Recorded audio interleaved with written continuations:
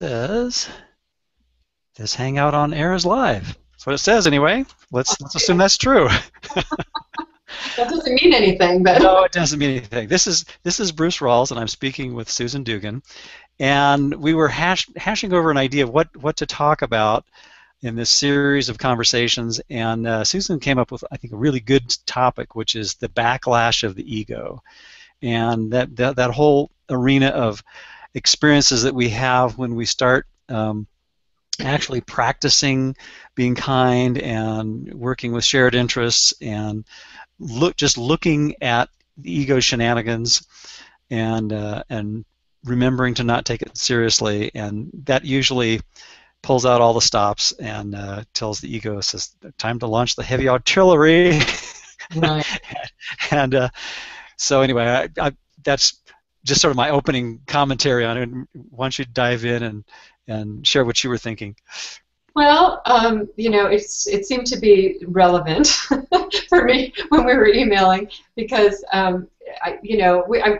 we'd go through that back and forth, and just at the time that we were talking, or emailing, that's kind of what I've been going through, where I just, what I was noticing, it doesn't really matter the form that comes in, but the form that it was taking a couple forms with me, and one was over the last couple of weeks, really seeing how the judgment of others was kind of sneaking back in, like it just, I wasn't really, I was having these judgments of other people and not really catching myself, and I think that's one way that it can present. Just that, again, which means that we're kind of taking it seriously, we're believing the dream is real, and we're forgetting to do really what we're being asked to do, which is to look at our lives as a classroom in which we're learning from a new teacher, and that means we have to catch ourselves in the act of judging. So I mean, I did catch myself eventually, but I was, that it's kind of like you let in one judgment go, and then then the ego has a foot in the door, and the next thing you know, all hell breaks loose.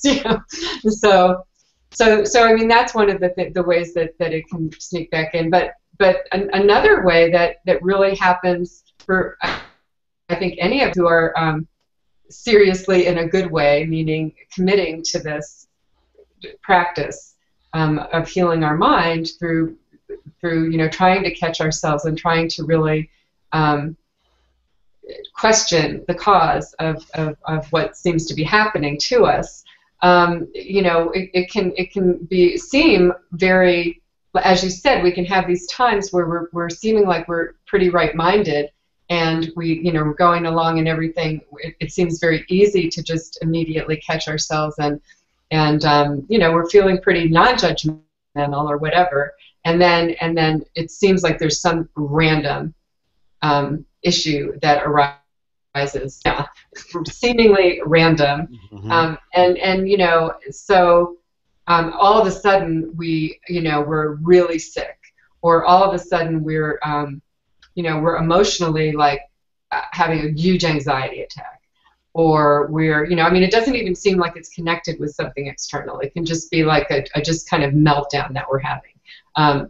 Very often it does seem like it's connected with something external, because we attribute the meltdown to, we're always looking for the enemy to fill in the blank with for what our internal experience is.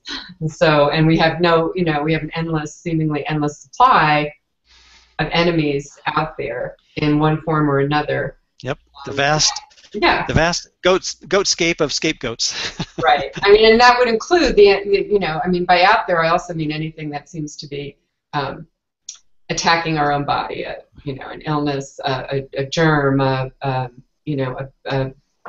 pain, something going wrong in our own body.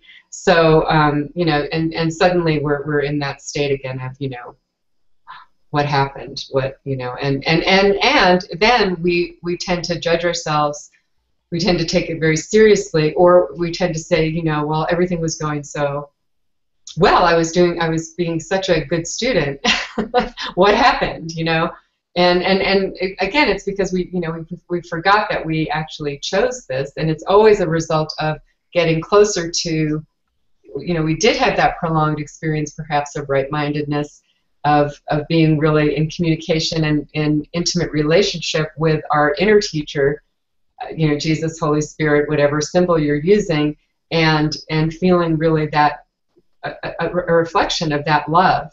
And again, that at such a deep unconscious level, that love is so powerfully frightening to us. And so we go, we made a flight from love again, but we don't remember, due to the rapidity with which we chose it. The Course says that we ever made that choice, and the unconscious nature, the vow we made to keep this repressed. So it's my thought was kind of to maybe talk about what we do. What are the solutions to that? And we can talk about, how does it appear for you? Yeah, the mechanisms are legion, aren't they? I mean, because there's so many ways that we can discover that we're, edging up to this uncompromising but infinitely gentle and unchangeable peace, and recognize that, oh, well, then all of my alibis and excuses and justifications for the miserableness, victimhood, whatever we want to call it, all the grievances, suddenly get called into question. They get pulled onto the altar and into the spotlight, and it's like, oh, well, can't have that, because then what do I fall back on if I something in the dream doesn't go the way I want it to, and so we like one of Ken's metaphors, we have this grab bag of stuff, and we pull something out, and there's always something at the ready that we can yank on to bring out onto our stage, and whether we do it consciously or usually unconsciously, all the actors are on our payroll, right? And and if we look at the roster and the receipts, it's like, oh yeah, I hired this person to do this for me, and I this choreographer and this set director and all these actors and actresses, they're all on my payroll because I brought them there, and including this protagonist, quote unquote, that I call the hero of the dream, that I respond to when someone calls my name, and we just think that that's normal because that's what we've gotten so used to. But there's that knowingness, I think, that once we start getting really close to that awareness and developing and deepening that relationship, as you talk about with our inner kindness teacher, Jesus, Holy Spirit, whatever symbol works for us, the name doesn't matter. That feeling, that quality of awareness that says, yeah, I can look at this dream and gently laugh at it and let it go, then the retaliatory reaction of the ego is like, oh, like Gollum, hey, you can't make out with my ring. I don't want to be exposed here. I'm going after you, and we're not aware that really that we are the ego's greatest ally, Right. So again, it's that even though the ego may, we are beginning to have some awareness to associate our choice for the ego, or at least the results of the choice for the ego, as the cause of our suffering.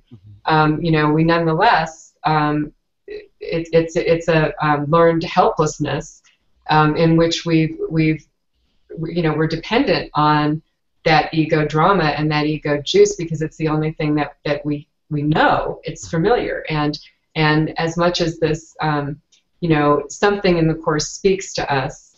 The call for love that the Course is the forgotten song that is beyond the words of the Course, that I think attracts anyone who's comes to this path, is always there, and we know that, and we're taking little baby steps toward sticking our toe in that beautiful water that is that abstract love.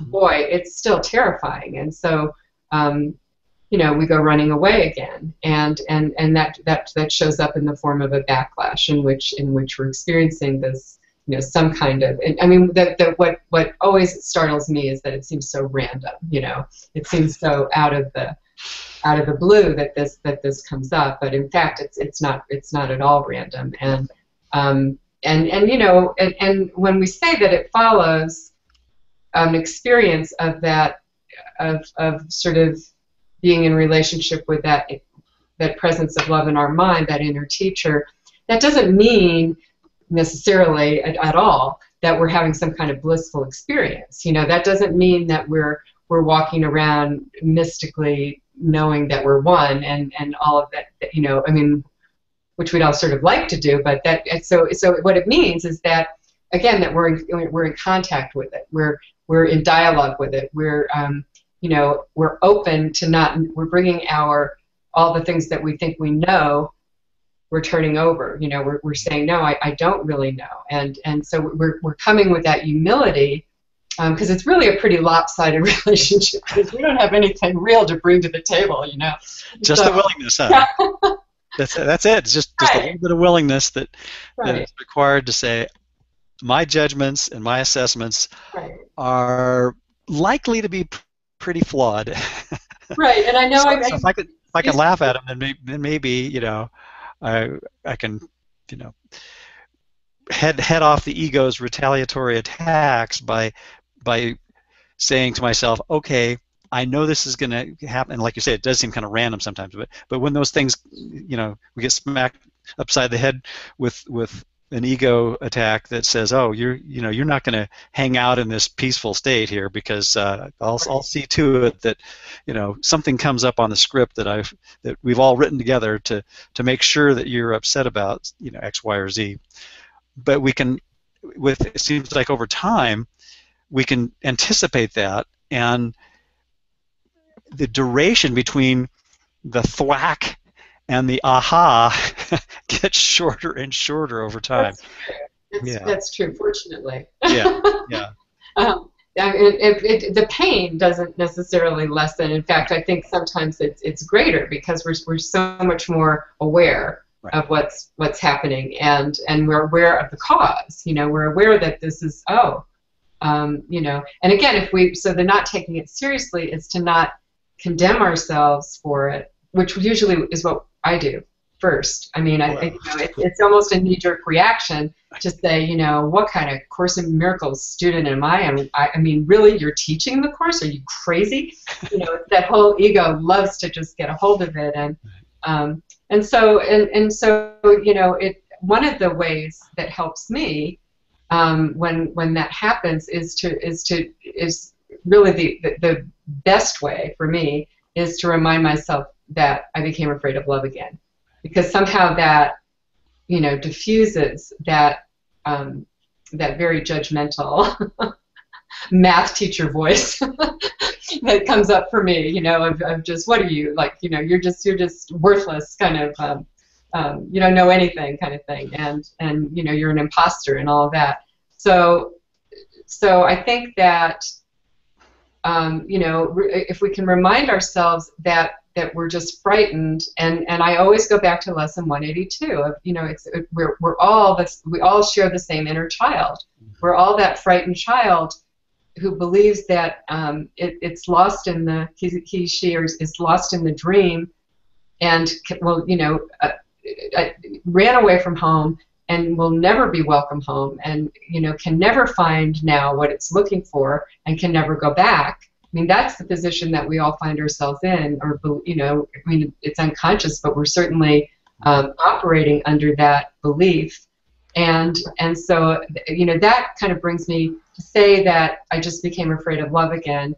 Brings me back to that compassion for a child that just kind of naturally kicks in, and then I'm able to not be so judgmental with myself, and to again that shifts it right back to the decision making mind. It's like, oh well, and that's the decision making mind is really the part of us that became afraid of love again. It's not the ego. There is no ego in Holy Spirit. The post separation little s self is really a decision-making mind, and that's what we keep forgetting.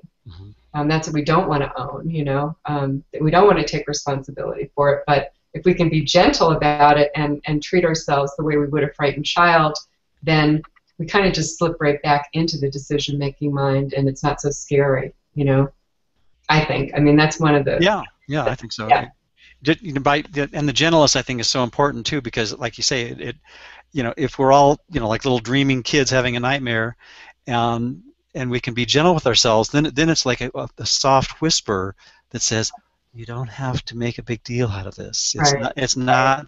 This is not ironically not the end of the world, because there really is no world to be right. ended. Yeah, and the Course uses that imagery of, that of our big brother Jesus kind of, quietly speaking to us from outside the dream and trying to reassure us, but not trying to wake us, because that would be too frightening. And so, but we can connect with that voice.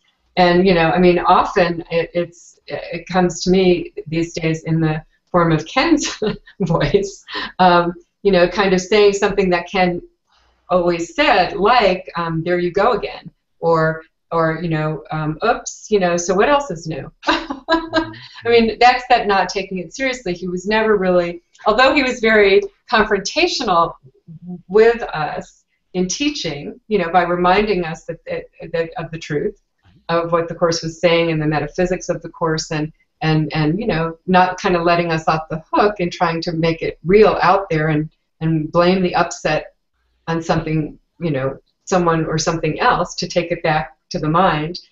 He was never combative. He was never judgmental. He was always, like Jesus is, authoritative without being authoritarian. It was just like, he's never going to agree with us, which is that's the that's the saving grace, right? Yeah, it is. In fact, in the text, never going to agree with us. Yeah, basically, I forget the exact paragraph, but it's something about, I'll just wait until you change your mind. Yeah, I'm in no hurry, but you might want to, look at your motivation for procrastinating. But another thing I think you hit on that's real important is that, the more we begin to notice the ego's shenanigans, its tactics, its strategy to try to keep us from really finding true peace and happiness that doesn't have any potential for changing, the more we realize that it's always been 100% full volume insane, and that has never diminished. But I think we've like putting masking tape over the idiot lights on the dashboard. We've toned it down, and we occasionally peel back the tape and say, oh yeah, it looks like the oil change is due, or the check engine light is on, or whatever, and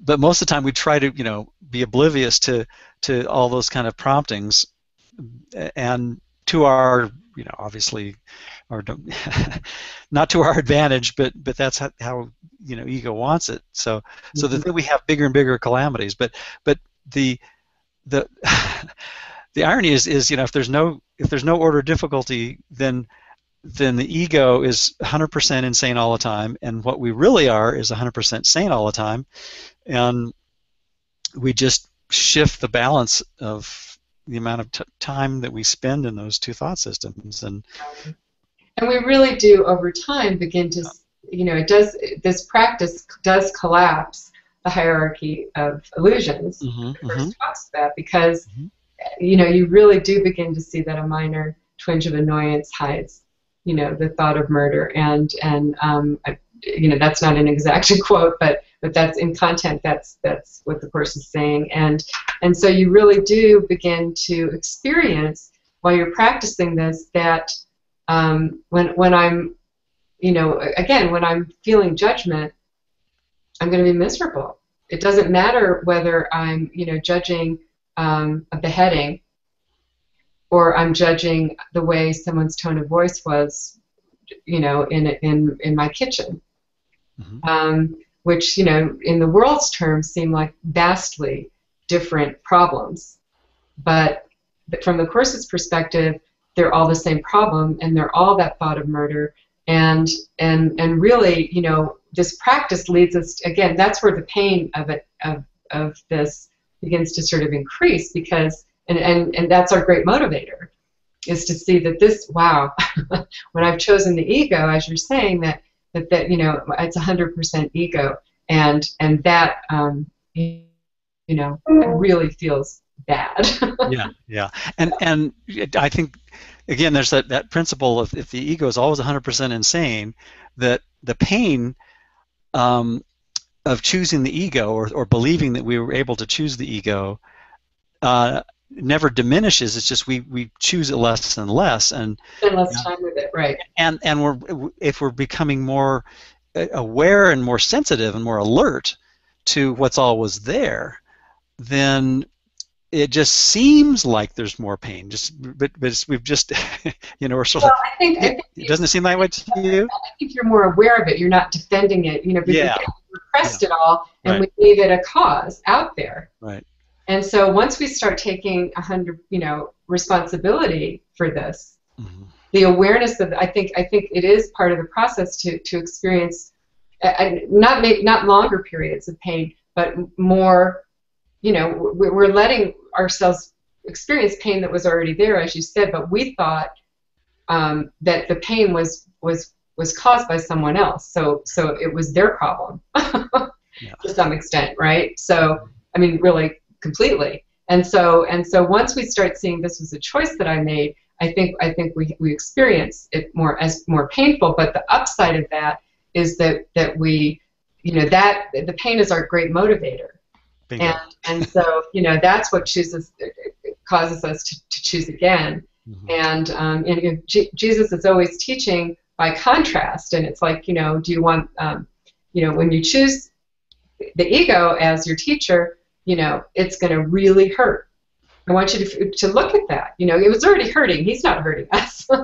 but this is, if you choose this, it's going to hurt you. And if you choose me as your teacher, you're going to feel at peace. Mm-hmm. And you're going to feel kindness and that sense of being unloved and unloving and feeling like an imposter walking around and pretending to be loving, that you're not going to have to walk around with that burden anymore. And you're going to get a taste of what it means to be truly loving, which is to love and experience relationships with others without a need for them to do or be anything but what they are in truth. Mm-hmm. Seeing beyond the form and not allowing anything that anyone or thing does to change our essential love for them.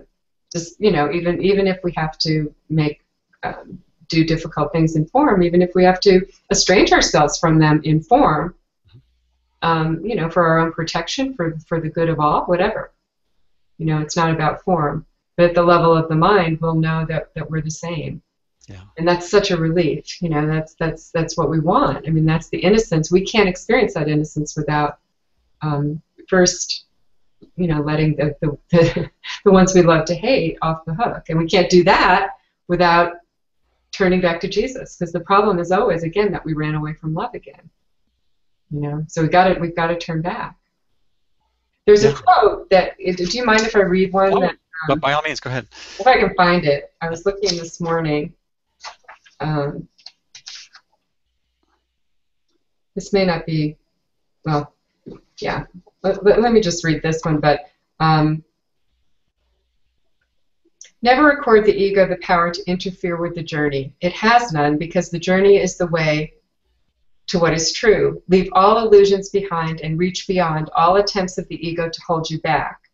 I go before you because I am beyond the ego. Reach, therefore, for my hand, because you want to transcend the ego. My strength will never be wanting, and if you choose to share it, you will do so. So, it's always that choosing Jesus as our teacher, choosing that strength in us when we're feel enveloped in our helplessness and weakness. That is the answer. Mm-hmm. And I mean, in every circumstance, as with no exceptions, as Ken was always saying. So and I mean, choosing him as our teacher starts with, as we've talked about so much, the forgiveness process, right? First just identifying, when I caught myself finally judging, as I was describing earlier, even though I'd kind of slipped back into the dream and become completely mindless about it, and I mean, I did eventually catch myself, and what made me catch myself was the pain of it. Yeah. And that's when I said, wait a minute, what am I doing here? And at that point, that's when we can say, this has nothing to do with the other person. Nothing. Mm-hmm. And so I'm not upset for the reason I think I could see peace instead of this. I could go back to the mind, to the decision-making mind, and choose Jesus. Please help me see this differently. Those are the steps of forgiveness. But really what it always is a redirecting back to that gentle presence in the mind, which is what we've always run away from first. I mean, we're not aware of it, but that's the problem. That's the only problem. And it's mirroring and replaying itself over and over. It's the original problem, just being, recycled in another form. That we're trying to say, well, maybe in this circumstance it's real. Well, it's not. This one will be different. Yeah, right. And we don't know how that goes, Yeah. So, no, it's all, I mean, it's seeing that sameness. Mm-hmm.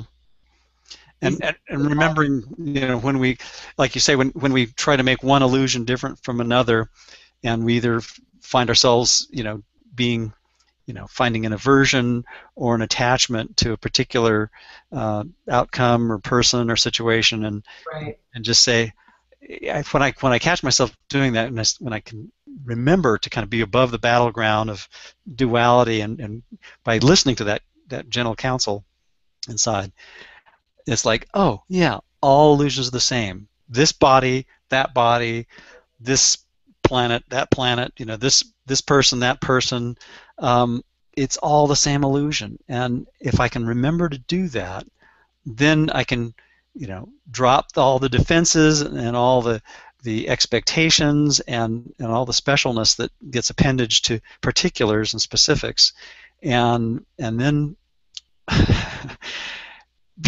ego still is just as insanely upset and retaliative, but then it's sort of like, holding a little a little demon at arm's length, and or I kind of like the metaphor of in Gary Renard's, it's like if this is a wind-up toy, and we can remember, including ourselves, that we're all wind-up toys, looking down on the battleground. Right here, actually.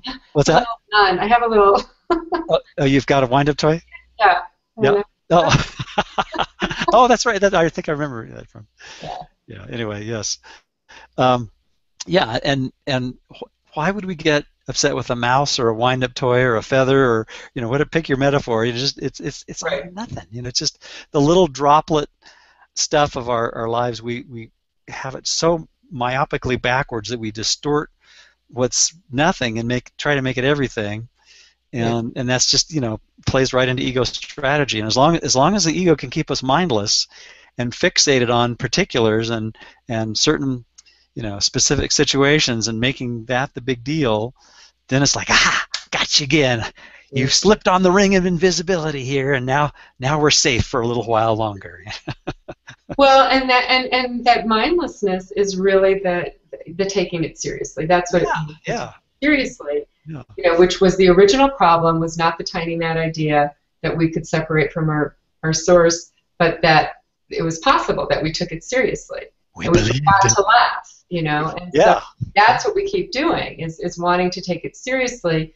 And so Ken talks so much about the solution being not taking it seriously. I mean, there's one interview, and we're going to post this link to that I did with him a couple of years ago, where he just kept saying over and over, and probably in times that I talked to him before interviews and after. I mean, he said that more than anything else that I remember him saying, and what he meant by that. And I think it's important to, just because we're just talking about it here, if people don't go and read the interview, but what he meant by it always really was not that we're laughing at ourselves necessarily. I mean, sometimes we laugh at ourselves, but really it was that we're not giving it the power to we're not judging it.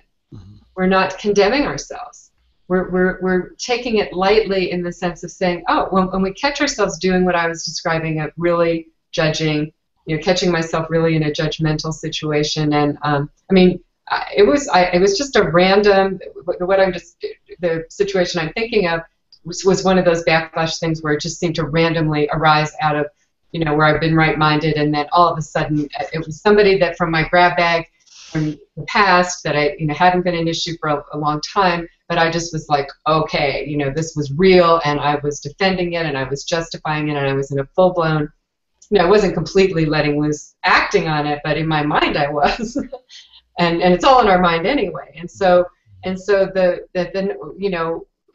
turning back to Jesus, asking for help with that, even when we're in a full-blown attack, and kind of taking a time out with it to be with our teacher, the result of that will be ultimately, after we've wanted to condemn ourselves and after we've gone through whatever we need to do to try to make it real, we'll be not taking it seriously, which means we'll be seeing that oh, there, whoops, there I go again. So what else is new? It's not, it's not a big deal. And also everybody involved survived,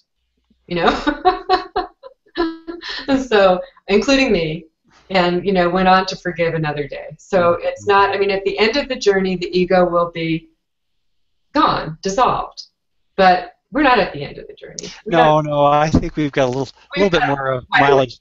And I don't even want to get into that conversation, because who the hell knows where we are, right? Exactly. But so, it's really that it doesn't matter where I am. At any moment, it's never too late to forgive. It's never too late to change my mind, to change my teacher, and the love is still there. At the end of that change of mind, there's really no bodies strewn about. At least in the example I was I was thinking, well, even if there were, right. I'm not. Hopefully, we're not doing. I'm not suggesting that, but it's interesting, like when I watch the news sometimes, and I'll see things that are horrific, and obviously we wouldn't wish any ill will or harm to anyone in any way, or any minor or major catastrophes that flash across the screen of our televisions and computers and whatnot daily. And at the same time, if we can remember to include ourselves in that giant melodrama, that all the comings and goings of all these bodies that we think are such a big deal, in another century or two, and we'll probably vacate the ones we're hanging out in now anyway.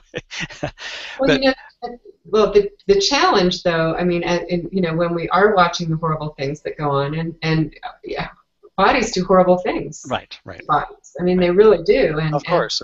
This frightened ego self can be horribly vicious, and the Course uses a lot of very graphic terms to describe, exactly the kind of thing that bodies do to each other that we see on the news all the time. Right. And so,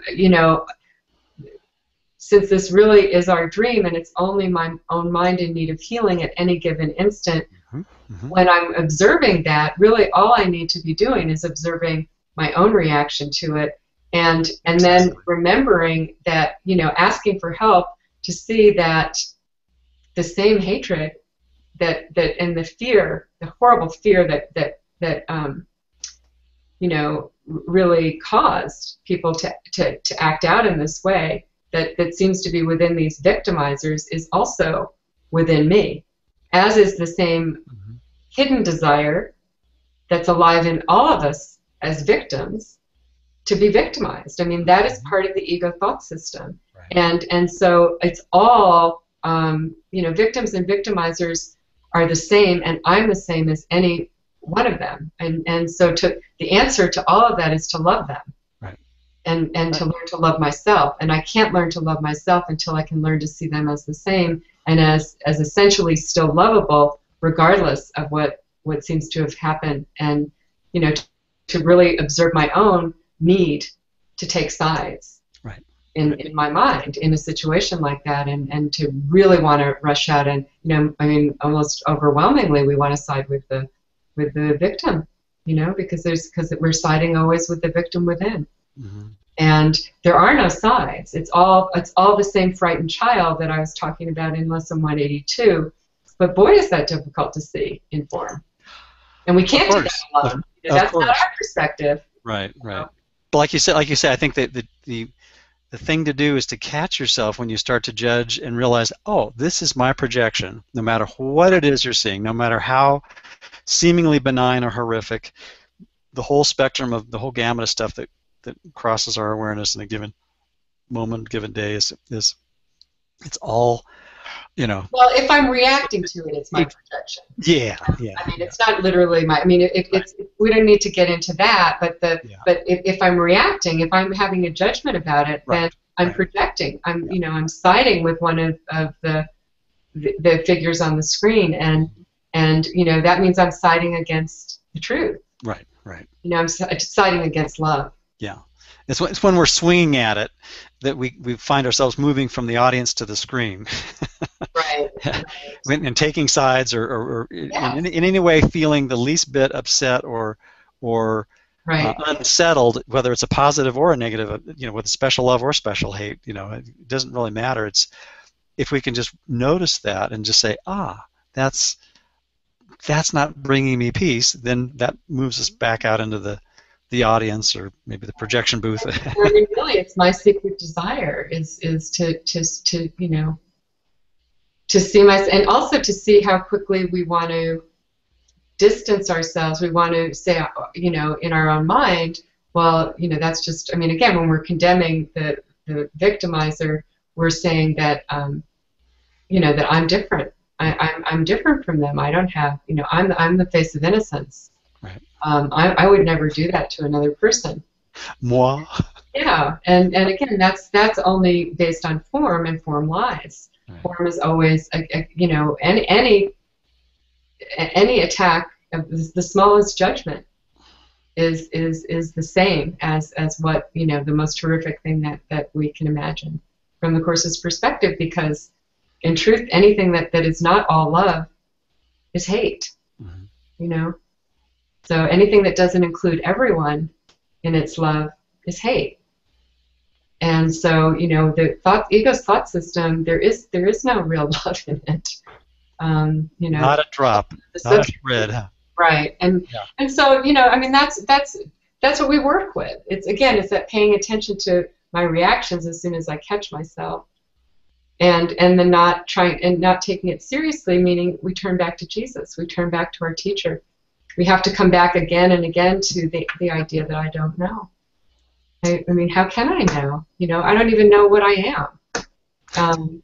I mean, really, we don't. We don't know where we are. We don't know what we are. And that's really good news. That's now at least we can be taught. Yeah.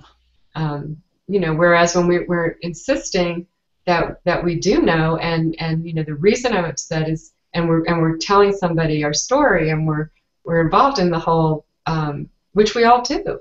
We're all trying to defend ourselves, and we're all trying to get allies, and somehow make it real. And again, it's we're learning through this practice that this is the source of my misery, and I need to choose again. I need to stop and at least admit that I'm not upset for the reason I think. That this is not what it seems, at all. And I want to learn what it really is, so that I can be healed. Because this is, my mind really needs healing, because the way I'm setting it up, it's not going very well, to say the least, right? Mm-hmm. So. Yeah, not quite as we'd planned. Right. Yeah. Right. So. And that seems like, since you mentioned backlash is kind of the theme, it just seems like there's so many ways that we can take what doesn't seem to be going the way we want it to go and identify with that specific and that particular, and then whatever amount of fixation we have on that becomes the playing right into the ego's strategy of saying, kept this this mindfulness from creeping back in. I think I can hold off on sending in the reinforcements for a little while now. Well, we're secretly gleeful, right? Yeah. We think we're, why is this happening? Woe is me. But there's this part of us going, aha, now it's real. now I can convince people that I'm the innocent one. You know, now I can convince God. What's always behind that is I can convince God. And, you know, I mean, God doesn't know this, know any of this. So you know, it's always our desire to be. I mean, we're playing a game of guilt. You and I have talked about that before. And whoever gets to be the greatest victim wins. Mm-hmm. You know, in a very twisted way. That's the agenda. So you know, that's a pretty sick thing. And we're beginning to see that this is not, you know, this is not working. I'm not going to. There's no way that I can spin this that I'm going to really have any peace or satisfaction out of it, anything lasting, you know. Yeah. And the guilt, the Course is really sort of uncovering the feeling of guilt by making us take responsibility for it back to the mind, and that is what is so uncomfortable, and that's what we just, you know, that's what motivates us to say, wow, you know, I really don't want this. I really do want to see that you know, we're all the same, and I want to react with compassion, because I want to feel compassion for myself, and I'm not feeling it, you know. I've never felt it. I mean, we come to a point where we just say, you know, I've never felt okay.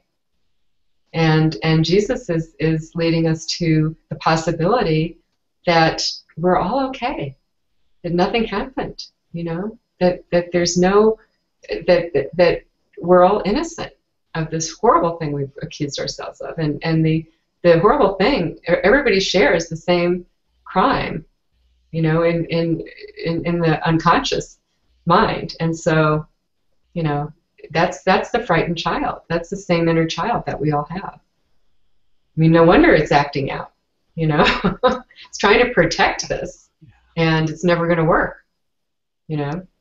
And so, as long as it keeps us busy and our attention fixed on externals, then we can stay mindless. And then, you know, if we somehow breach that castle keep and get to this horrible monster, the unconscious guilt that's in there, you know, to start looking at that, that's when the ego really gets retaliative and petrified, because it's like, oh, well, the last thing I want you to see, this would not be something the ego would ever say, but that's the essence of it, is that there's nothing there, that the ego is just a ruse, just a hoax, just a sham, and I made this whole thing up because I was, like you say, I was so afraid that I committed this perfect cosmic crime of fragmenting perfect oneness, and you know, managed to somehow, you know, deprive everyone of this perfect peace, this perfect loving kindness that has no bounds or no limits or no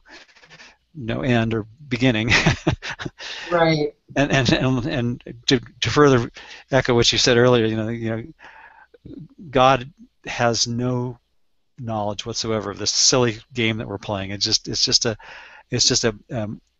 silly fantasy that we made up, but we took so seriously, we took it so real, that we think that we need to, you know, go around in this fantasy land of space and time and tilt all the windmills and slay all the dragons and you know, do all these things that in our mind are the big deals of our lives, and they take the form of, oh, I've got to, you know, take my interpretations of what's going on in the world seriously and make big deals out of it, and you know, feel at the mercy of or at the effect of what seems to be outside, forgetting that if ideas don't leave their source, then it's back to numero uno. Right. but there's no guilt there either. I mean, that's the well, the result of this practice, again, and it's really that moment-to-moment practice of watching my reactions. I mean, that's how I know something's rotten. Yeah. As Ken would say too. And so, you know, I mean, if I'm feeling anything, but again, that compassion for others and myself, that that quietness, that peacefulness, then you know, I'm wanting to make the dream real, and that's not a crime, that's not a sin. No. But you know, it's good information. I mean, that's seeing it, looking at it, recognizing that that's not the cause, that is this practice.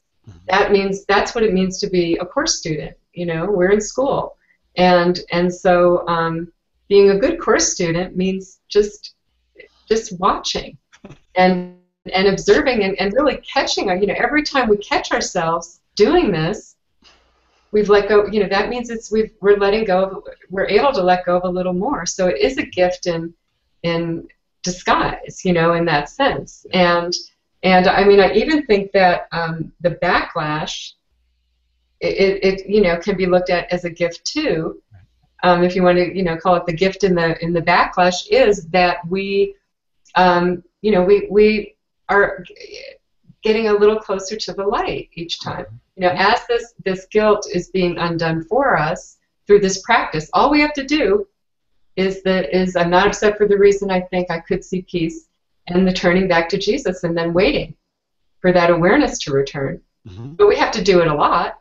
We have to do it throughout our day. But but each time that we do catch ourselves making it real, wanting to point a finger, that we have the opportunity to allow a little more guilt to be undone, and a little more light in, and so that it may be actually a good thing that when suddenly out of left field we seem to have this huge ego attack, following a period of being fairly minded or feeling pretty at ease, then that's we don't know what's in our best interests, and we what we can be sure of is if we keep practicing this, we'll get home when we're ready. I mean, that's what the Course promises. We don't know when that'll be. We don't need to. Time is an illusion. This isn't linear. We can't measure our own progress, but we have a teacher that is not going to fail us and guarantees us repeatedly that we all made it home and we cannot fail. So really, our part is so small, and yet we refuse to do it. And that refusal, I think you really touched on something that reminded me of one of the things that Ken said that in one of his talks that I found really, really helpful, and that is that the whole idea is not to be a perfect course student. The whole idea is to notice your resistance, and like you say, use that information as valuable feedback to how much resistance, and when those backlash moments happen, when the resistance and the dissociation and the denial of what we're really all about comes to the forefront of our minds, we can notice our tendency to judge ourselves. And he singles out, I think it's in workbook lesson 95, where in the middle of that lesson he stops with the usual course of the structure of the lesson to have a little aside, and the content of that is essentially I know you're not going to do this perfectly. That I set it up so that you would notice how much resistance you have, and the whole idea is to not judge. I'm paraphrasing greatly, of course. Right. But the whole idea is to not judge yourself when you see this backlash, when you see this resistance, and when you discover yourself wanting to pull the wool over your own eyes again, and go back into turning on the shields of oblivion again, and keeping yourself mindless, and just saying that's okay.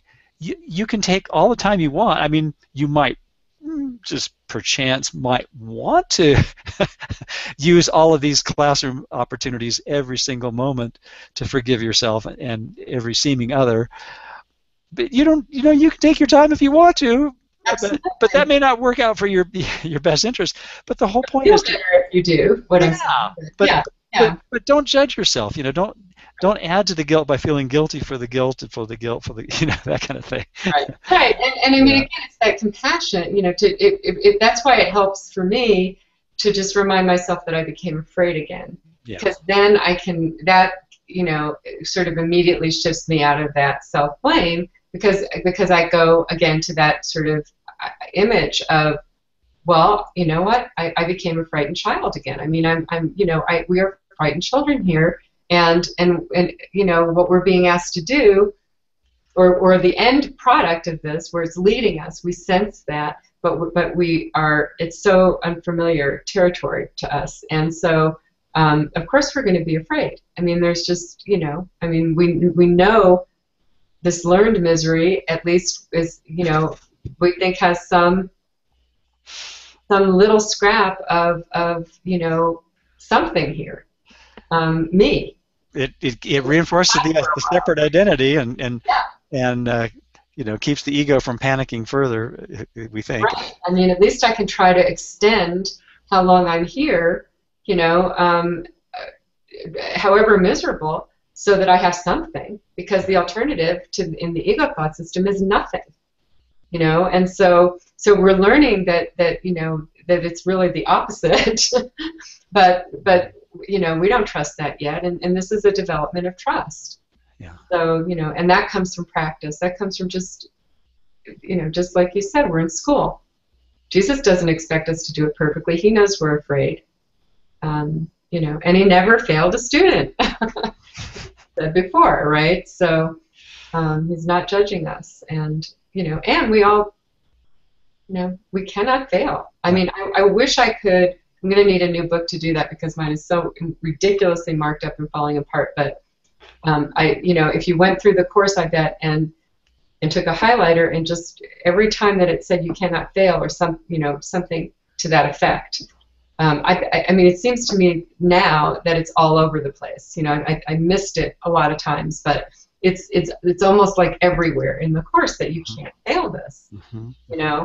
So, and yet we want to make it into this big serious deal, again, because the ego loves to join the journey, and then it becomes something that we're striving to attain, enlightenment or being awakened, and we start getting into conversations about what awakening looks like, and as if we could have any clue until we're there. And if we were there, why would we want to talk about it?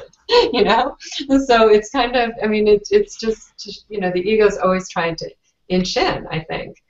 And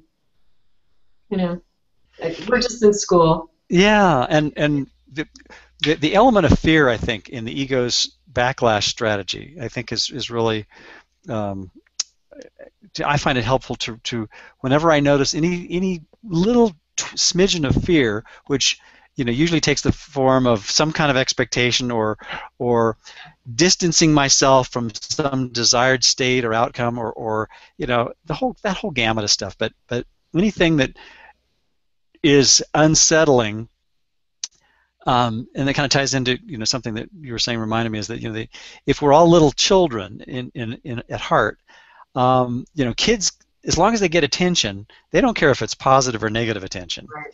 And that's our ego to a T, because it's like, well, okay, I'll either make something special and be infatuated with a particular situation or person or thing, or I'll go the other way and turn it into the usual approach is, then that becomes a special hate object, and when it's not fulfilling the expectations or the outcomes or whatever, and it's like, okay, well, now still getting the same mileage, it's just going seemingly in a different direction, but it's all the same illusion in truth. It doesn't matter, right? And that's true. I mean, it can be positive things that attract us, right, that are just as much, are also the gleam of guilt. Mm-hmm.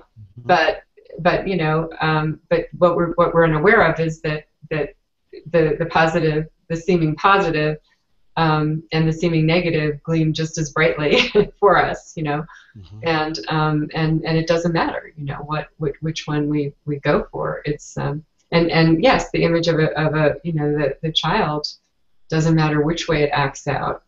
I mean, I love listen. I was just listening recently to Ken's CD set, Parents and Children, Our Most Difficult Classroom. Mm-hmm. And I had read the two little books of his that are from that workshop, but I hadn't ever had listened to the CD set, and it's wonderful, of course. But I do like his take on children, which so destroys the world's view of these little tabula rasa that come in, just unsullied, and then the weight of the world begins to shape them into demons. But I mean, I think the Course's view is more along the lines of little homicidal maniacs that grow up to be big homicidal maniacs, because we come in with an ego, and so mm-hmm.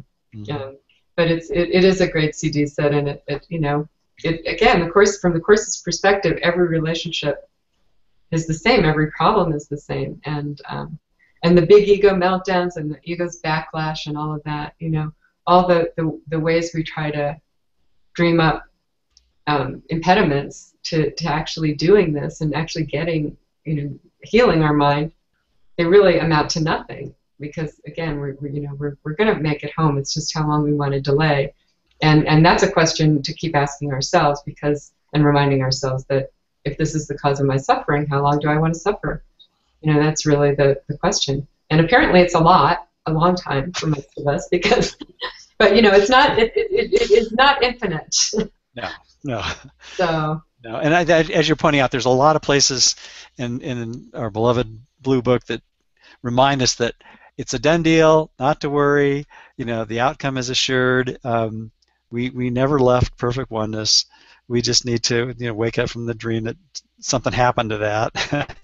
Right. And you know, that deep comforting feeling that I got from, remember years ago, first reading the course, and when I was really reading it more as poetry than really getting the metaphysics at the time, solidly. But I remember that feeling though was so much about, oh yeah, I can afford to let go of the anxiety of thinking that there's, you know, something horribly wrong, Right. because it's only my misinterpretation that, you know, is my call for love that's basically, you know, and that thought system of obscuring the love that's there, that's keeping me from seeing that it's the peace is inevitable, and the inevitability of that deep peace, I think, is what kept me going and drew me back into, you know, looking into what's there years later. And that deep peace, that deep comfort. I mean, the course even uses the term the comforter, and Mhm. says, you know, that is Jesus. I mean, that is that memory Right. of our true nature that is really a part of us. You know, that's calling to us, and so this practice is really a practice of learning to, yeah, I mean, you know, through the practice, allow the undoing of the barriers to that presence. But the willingness is really, I think, also just, you know, that constant willingness to be proven wrong, to turn back to that comforter and Mm. recognize, you know, that the comfort I just tried to get from blaming someone, or the comfort I tried to get from substituting, you know, special love, to try to substitute for the lack that I feel, it doesn't work, and so I'm wrong again, and you know, I want to know true comfort, and of course that comfort has to, you know, we can't, Jesus won't just comfort us. We have to include, you know, it has to include everybody Mhm. that we want not to be included in that comfort, and you know, that's what makes this course so difficult, is we want to, you know, we want to you know, I often think of it as ride into the sunset with Jesus, by ourselves. And it's not going to work. He Yeah. won't do it. And so, Yeah, the purification. I remember when I was working on a book a couple years ago, I was looking at different words that, you know, I found helpful and inspiring, and one of them was purity. And I realized, well, that if we exclude anyone, if we exclude anything, any part of what the course calls the sonship, any aspect of our, you know, what seems to be projected out as the dream elements of our lives, right, then we're saying to ourselves, well, I'm going to hold back. I'm going to push away the inclusiveness and the integration of that oneness by just that much, and postpone that inevitable infinite peace that I know is possible by doing that. And I don't think we consciously do that all the times, but if we can have cultivate an awareness that every time that we, um, not just, you know, say things that are unkind, but just kind of turn our backs from opportunities to do what might be the kindest thing for everybody, everyone concerned, Mm-hmm. we're pushing away that love. Yeah. Yeah, that's right. Yeah. Yeah. And it's not about behavior. It's really about the awareness in our mind that says, oh yeah, we're all the same. We're all we're all in this boat together, Mm-hmm. and we can all go home together by just feeling that intrinsic oneness and then living from that awareness, moment to And moment. then catching ourselves when we don't. Yeah, You know, yeah, more yeah, work. I mean, that's really where more of the work is, and yeah, yes, we have so much resistance, and right. so to be in school means really most of the time catching ourselves when we don't, and then returning, and then returning. And so Hmm. it's a that's I mean the reason that the course resonates for me is and I didn't go through every spiritual practice this time around, but I seemed to sample quite a few and had a familiarity with them. It was kind of like, oh, let me just revisit this one more time. But the course, as for many of us, for most of us that are have stuck with it, I think it combines it combines the reason why we're so afraid of love and with the truth of the non-duality, and it gives us the practical um, you know tool, forgiveness Hmm. process that we can use in our everyday lives wherever we are. That's completely portable. Is only done at the level of the mind, and really is not very difficult.